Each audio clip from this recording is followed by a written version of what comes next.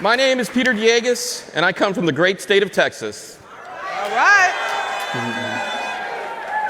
I come from a union family, and I come from a family full of immigrants. When my father came to this country, he found it very difficult to find a job because he was a Latino. But he did, and this is despite having a degree. He got a job at a steel mill, local steel mill, worked hard, and became very active in the union, and became very active as a union steward, a very powerful union steward. That's right, I'm a second-generation union steward.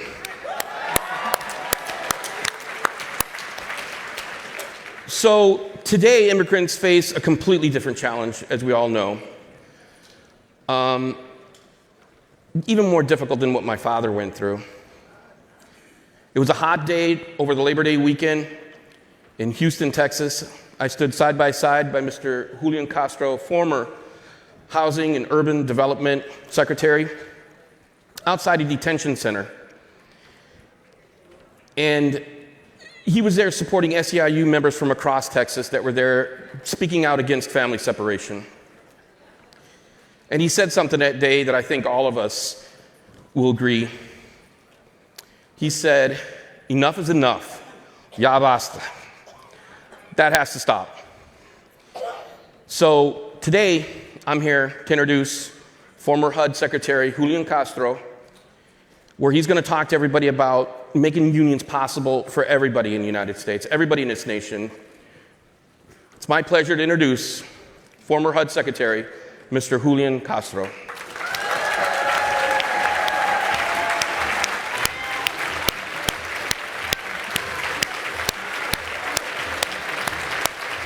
Thank you for being here. Thank you very much. Hey.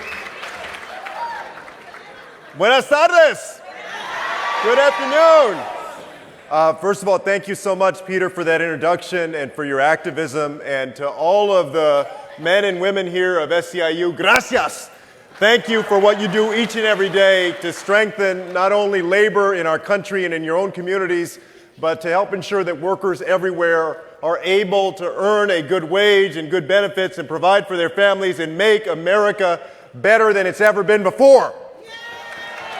So my story is, I bet, like a lot of the stories, family stories in here. You know, I grew up with a twin brother, Joaquin. Some of y'all may know my twin. He likes to say that the way to tell us apart is that I'm 1 minute uglier than he is. But I'm actually a minute older. We grew up on the west side of San Antonio with my mother and my grandmother. My grandmother was a Mexican immigrant. She came over when she was 7 years old in 1922 with her little sister because their parents had died. She never finished elementary school in San Antonio, Texas. Because of that, she worked as a maid, a cook, and a babysitter for her whole career. She raised my mom as a single parent, and my mother raised my brother and me as a single parent. My brother and I are proud products of the public schools of Texas.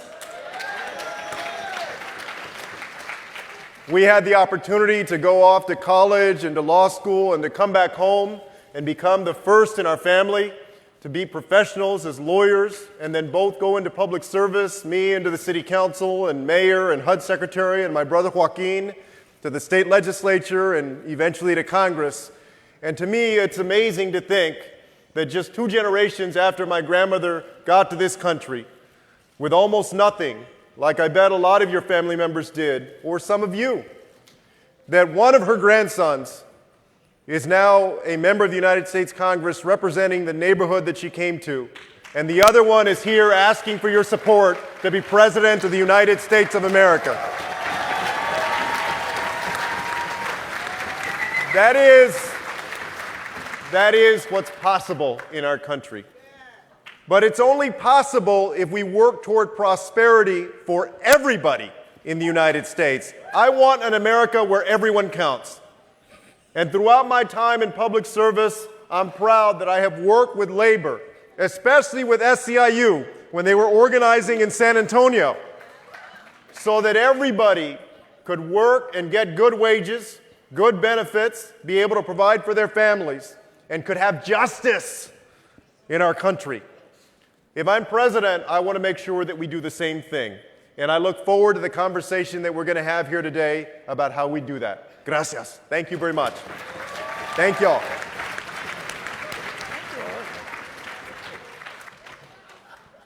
Thank you, Mr. Secretary. Oh, you're ready to go. You got the mic. Hi, my name is Carolyn Carpenter. I am a family daycare provider and early childhood educator. That's my table. You got your crew over there. Yeah, all right, there you go.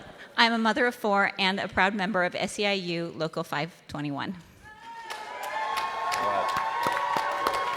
I come from a union family. My grandfather built tractors for John Deere in Iowa, and my mom was one of the few women welders in Massachusetts. She built ships.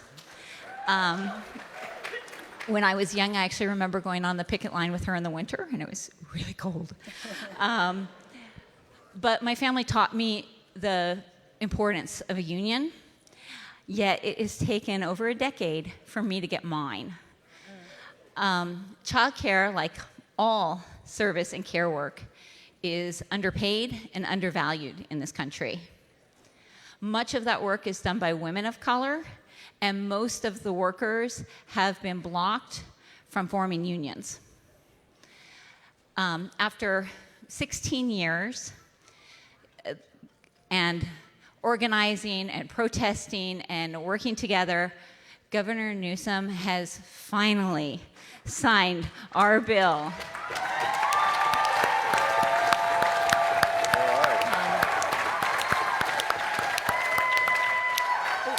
So that we can join together and form our union.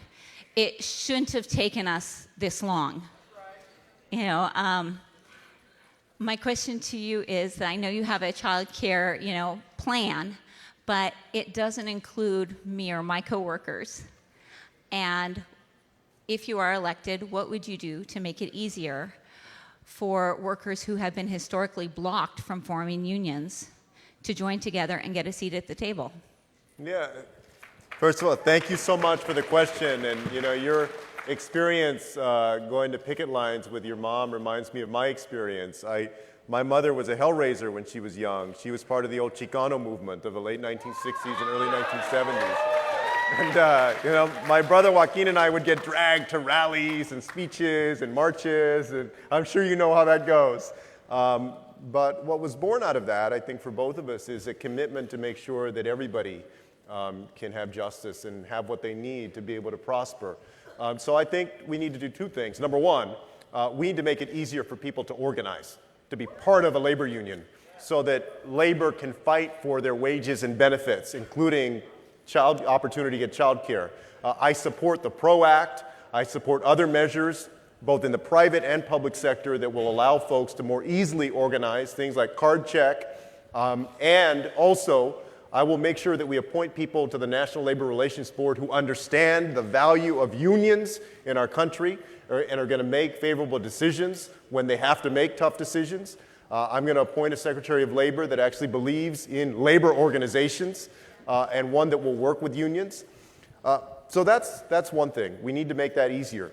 Secondly, I put out a Working Families First plan a couple months ago that includes all Americans in terms of getting child care. What I would do is that I would create an inheritance tax to replace the estate tax and the gift tax that would start at $2 million and upward and be taxed on folks who inherit wealth.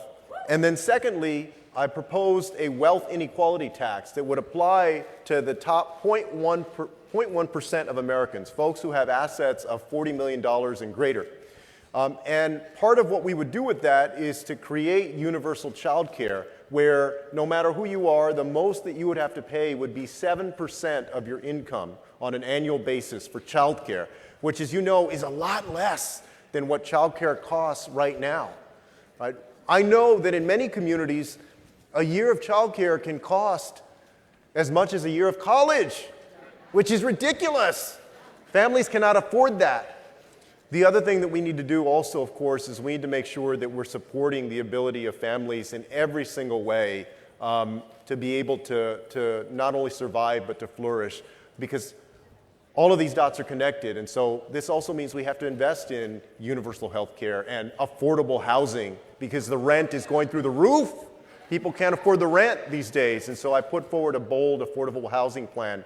I would connect the dots of all of these things so that every single American family can get good quality childcare and universal pre-K for 3- and 4-year-olds too.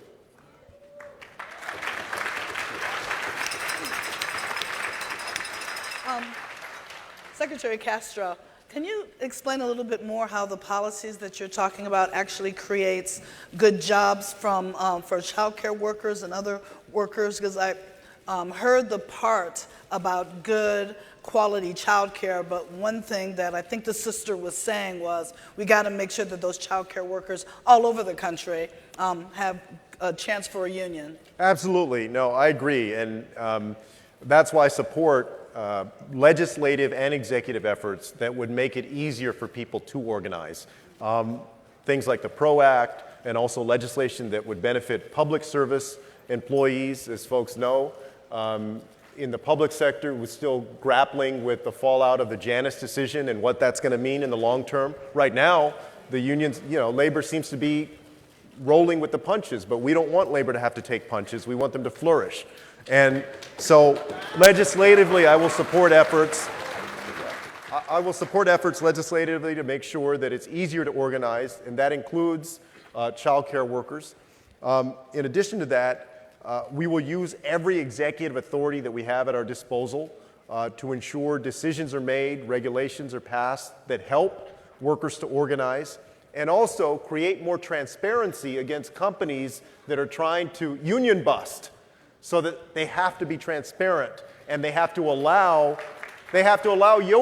labor organizations to make their case just like they're letting these union busting law firms make their case, so that workers can get the full story and not be pressured into saying no to a union. They have the opportunity to get the information they need to say yes to organizing.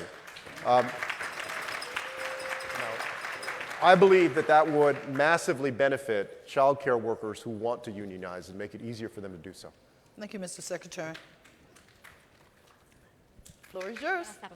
Buenas tardes. My name is Susana Ibanez, and I'm a special education classroom assistant in Chicago. I have 4 children. And I've been with Chicago Public Schools for 12 years. And a proud member of SEIU Local 73 for the past 6 years. My school is like my second home, literally. My mom had worked there for 27 years, even when I was in school there, and now my husband's taking that position. So you could say we're public schools, family tradition. While I love my profession and the students that I teach, I'm worried about our system. Our schools are chronically underfunded. At my large school, we only have 1 janitor and 1 security guard. Our school nurse is only there occasionally, and we don't even have a library anymore. It's not right. Children deserve a clean, safe home. It's the environment that they have to go to. Also, Chicago cost of living is very high. And in our system, we're required to live within city limits to be able to work in the public schools. We need more investments. With our low wages, it's hard for many of us to do it. So I ask you, low-income families and communities of poverty are often in public schools where they're under-resourced consistently, and they don't have the necessary funds to succeed. How do you propose to, sorry, I'm nervous.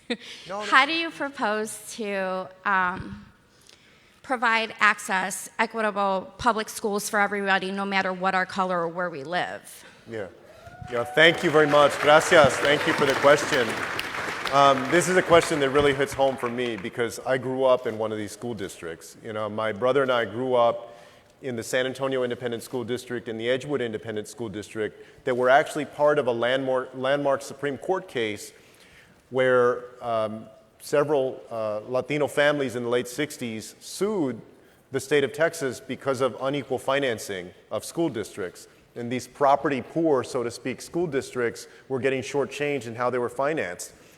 And what's amazing is that even today, we have a lot of the same problems that we had back then in terms of kids being shortchanged, buildings that are falling apart, textbooks that are decades old, they don't have sufficient equipment, and also teachers that are habitually underpaid. I know this as well because my father was a public school teacher for 31 years, and my wife, Erica, has been a public school educator for 16 years. This is right at the heart of what I believe we need to do to improve the ability of people to reach their dreams. I put out a plan called my People First Education Plan that includes investing hundreds of billions of dollars in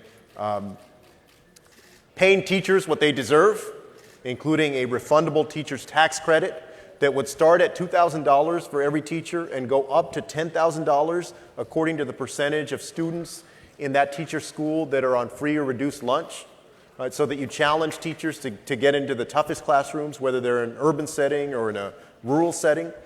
I would invest in infrastructure and also everything that students need to be able to succeed in terms of equipment and other resources. I would also help ensure that we're trying to reduce the inequities in our system, right? Our schools are segregated today because our neighborhoods are segregated, right? And I grew up in one of these segregated neighborhoods and went to segregated schools. And so I want to connect the dots with education, greater housing opportunity. I want to end the displacement and gentrification that is happening in too many communities and invest instead in the people who are there. And also link that up to job opportunities in those communities, transit opportunities, removing food deserts, everything that people need to be successful, and pursuing a community schools model so that we're investing in the supportive services that families need, whether that's healthcare services, job training services, other employment services, or other educational opportunities that they need so that the entire family can succeed. That's how we're going to try and close that gap.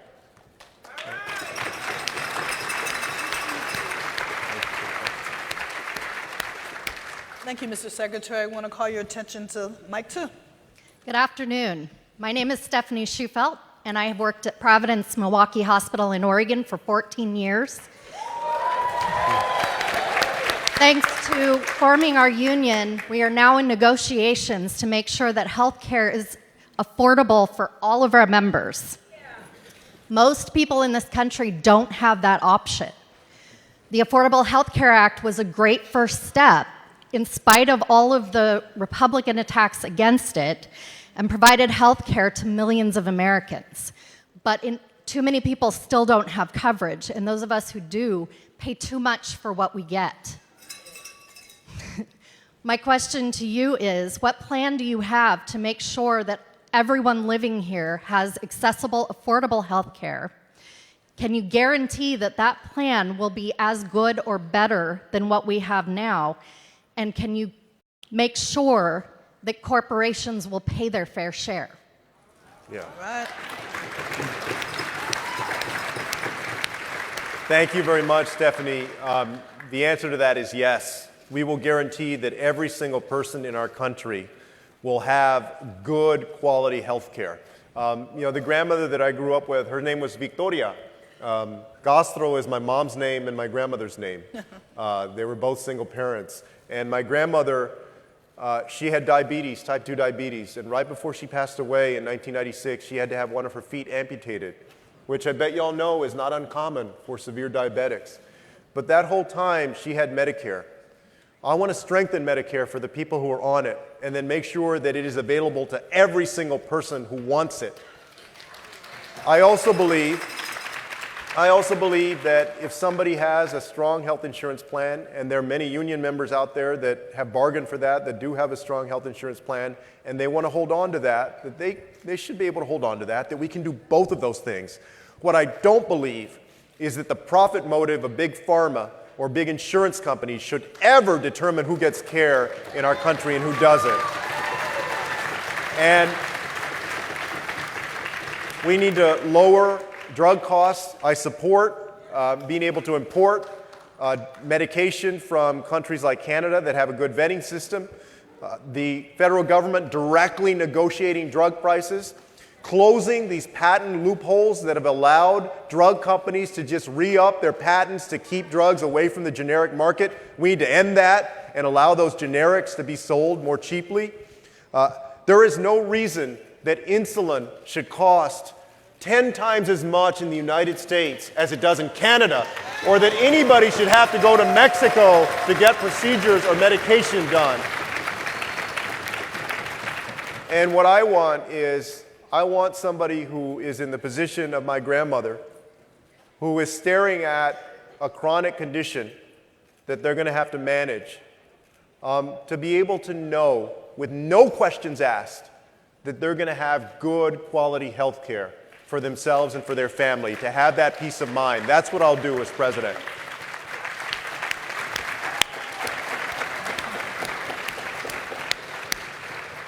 Thank you very much. I have a minute to close. Oh, thank you very much. I really you very appreciate it. Hey, thank you all very much. Thank you all very much. Hey, y'all. Well, look, there's not much that I can say in a minute that you probably haven't heard already, except to say this. From the very beginning of this campaign, I have been bold and fearless and willing to speak out on issues that many other candidates have tried to avoid, whether it was being the first one to put up my own strong, compelling immigration plan, to say that we're going to use compassion and common sense instead of the president's cruelty, or tackling issues like police reform, because too many young black men are treated with excessive force in our country, or not being afraid to tackle the issue of housing that doesn't get nearly enough attention in our country, even as more and more people are homeless on our streets. I know that we can create a country where every single person counts, where everybody can prosper. And from the very beginning, my first visit in this campaign wasn't to Des Moines, Iowa, or to Manchester, New Hampshire. It was to San Juan, Puerto Rico, to tell the people of the island that we care about them, that everybody is going to count if I'm president. And I'm going to continue to do that, to speak out for the most vulnerable, the people who need a voice. And that's what SEIU and labor has been doing for the whole time you've been around. I hope you'll join me in this campaign. Gracias.